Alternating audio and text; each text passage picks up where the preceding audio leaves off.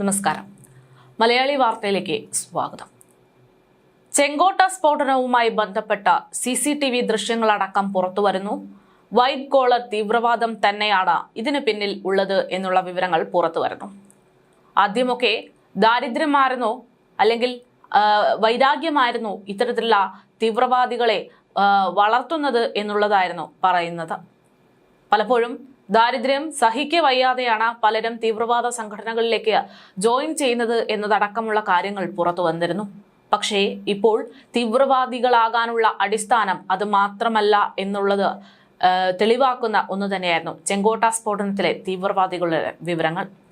തീർത്തും white collar തീവ്രവാദം, അതായത് സമൂഹത്തിൽ മാന്യമായിട്ട് ജീവിക്കാനുള്ള സാമ്പത്തികപരമായിട്ട് നേട്ടമുണ്ടാകുന്ന ഒരു പൊസിഷനിൽ നിൽക്കുന്ന ആളുകൾ, അവർ തന്നെയാണ് ഇത്തരത്തിൽ രാജ്യത്തെ നശിപ്പിക്കണം എന്നുള്ളതിന്റെ അടിസ്ഥാനത്തിൽ തീവ്രവാദ സംഘടനകളിലേക്ക് ജോയിൻ ചെയ്തിരിക്കുന്നത് എന്നുള്ളതാണ്. ഒരു ഡോക്ടർക്ക് കൃത്യമായിട്ട് ജോലി ചെയ്യുകയാണ് എങ്കിൽ ഇപ്പോൾ തീവ്രവാദ സംഘടനകളിൽ പ്രവർത്തിക്കുന്നതിന്റെ പകുതിയിൽ പോലും പ്രശ്നമില്ലാത്ത ജോലി ഭാരമില്ലാത്ത ഒരു ജോലി അത് ചെയ്യുകയാണെങ്കിൽ പോലും കിട്ടുന്നത് ലക്ഷക്കണക്കിന് രൂപയാണ്. പക്ഷേ താൻ ഒരു മനുഷ്യ ബോംബായി മാറിയാൽ 30 ലക്ഷം രൂപ സ്വരൂപിക്കാം എന്ന തരത്തിലേക്കാണ് ഇപ്പോൾ ഇത്തരത്തിലുള്ള ആളുകൾ ചിന്തിക്കുന്നത് എന്നുള്ളതാണ് ചെങ്കോട്ട സ്ഫോടനവുമായി ബന്ധപ്പെട്ട പുറത്തുവന്ന വിവരം. ഡോക്ടർമാരാണ്, പ്രത്യേകിച്ച് അതിൽ സ്ത്രീകളുമുണ്ട് എന്നുള്ളതാണ് ചെങ്കോട്ടയിലെ സ്ഫോടനവുമായി ബന്ധപ്പെട്ട് അന്വേഷണ സംഘം കണ്ടെത്തിയത്. ആ ഒരു ഞെട്ടലിൽ നിൽക്കുന്ന രാജ്യത്തിന് അതിനേക്കാൾ വലിയൊരു ഞെട്ടൽ തന്നെയാണ് ഇപ്പോൾ നൽകിയിരിക്കുന്നത്. അതായത് അങ്ങ് തിരുവനന്തപുരത്ത് നിന്ന്, അതായത് നമ്മുടെ സ്വന്തം നാട്ടിൽ, നമ്മുടെ കേരളത്തിന്റെ തലസ്ഥാന നഗരിയിൽ ഇതേ തരത്തിലുള്ള തീവ്രവാദ സംഘടനകൾ മുളച്ചു പൊങ്ങുന്നുണ്ട് എന്നുള്ള സൂചനകൾ നൽകുന്ന ഒരു വിവരം. കഴിഞ്ഞ ദിവസം തിരുവനന്തപുരം വെഞ്ഞാറമൂടിൽ നിന്ന് ഒരു 15 വയസ്സുകാരനെ തന്റെ അമ്മയും ആൺ സുഹൃത്തും ചേർന്ന് ISISൽ ചേർത്താൻ ശ്രമിച്ചു എന്നതിന്റെ അടിസ്ഥാനത്തിൽ കണ്ടെത്തിയതിന്റെ അടിസ്ഥാനത്തിൽ അറസ്റ്റ് ചെയ്ത് അല്ലെങ്കിൽ കസ്റ്റഡിയിലെടുത്തിരുന്നു. ഇപ്പോൾ ആ കുട്ടി നൽകുന്ന വിവരങ്ങളാണ് രാജ്യത്തെ ഒന്നടങ്കം ഞെട്ടിപ്പിക്കുന്നത്. നിർണായകമായിട്ടുള്ള വിവരങ്ങൾ തന്നെയാണ് കുട്ടിയുടെ മൊഴി എന്നുള്ളതാണ് സൂചന.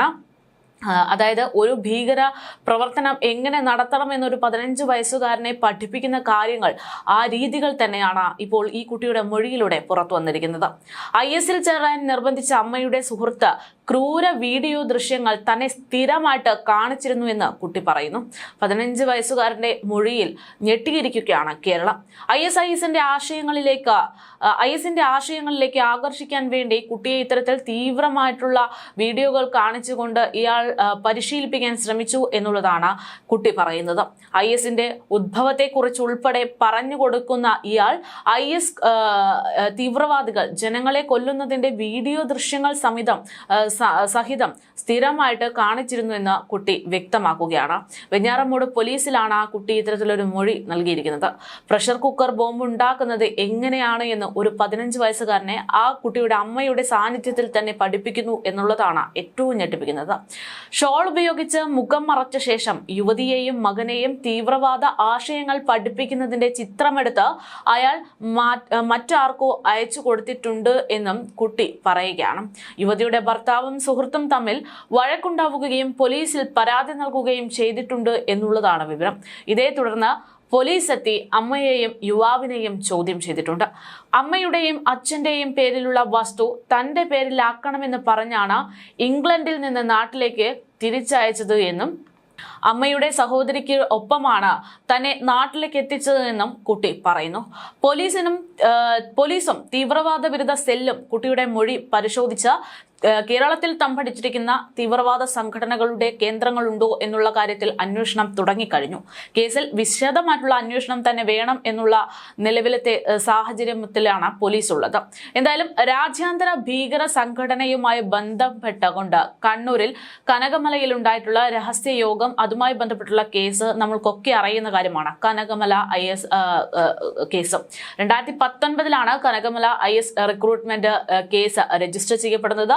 അന്ന് വളരെ ഞെട്ടിപ്പിക്കുന്ന വിവരങ്ങളാണ് പുറത്തു വന്നിരുന്നത്. തിരുവനന്തപുരത്ത് ഇന്ന് വെഞ്ഞാറമൂടിൽ നിന്ന് ഒരു 15 വയസ്സുകാരനെ ISലേക്ക് ചേർക്കാൻ വേണ്ടി ശ്രമിച്ചു, അതും അമ്മ ശ്രമിച്ചു എന്ന തരത്തിൽ വാർത്തകൾ പുറത്തു വരുന്നുണ്ടെങ്കിൽ 2019 കാലഘട്ടത്തിൽ നമ്മുടെ തിരുവനന്തപുരത്ത് അല്ലായിരുന്നു, മറിച്ച് കനകമലയിലായിരുന്നു ഇത്തരത്തിലൊരു ശ്രമം, അല്ലെങ്കിൽ ഒരുപാട് ആളുകളെ ISലേക്ക് റിക്രൂട്ട്മെന്റ് ചെയ്യാനുള്ള ശ്രമങ്ങൾ നടന്നതായിട്ട് കണ്ടെത്തിയത്.